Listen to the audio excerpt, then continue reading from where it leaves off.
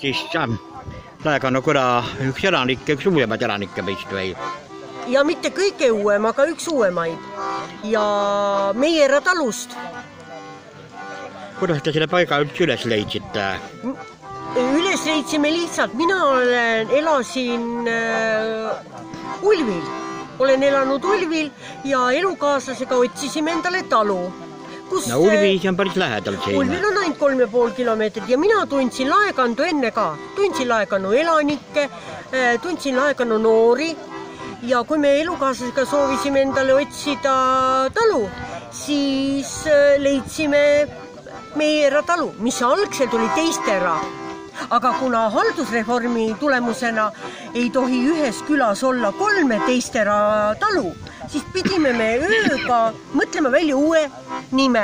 Ja kuna Teistera juba oli enne, siis nüüd panime Meierra. Et mitte Teisterahvas, vaid Meierrahvas. Nüüd on nii, et oleme Meierra ja tegeleme mesindusega. Käime palgatööl, aga hobikorras tegeleme mesindusega. Kas ainus mesinik siin külas on teisi mesinikke ka? Rohkem siin külas mesinikke ei ole. Et siin on ilusad põllud, hästi kenad metsad, kus tuleb väga ilus metsamesi.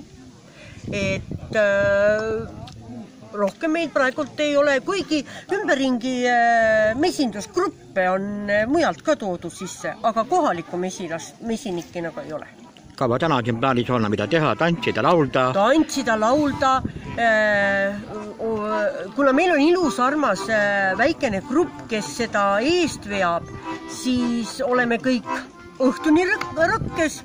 Ootame, et rahvas osa võtaks, lõbus oleks, et ilm oleks imeline ja rahvas rõõmus.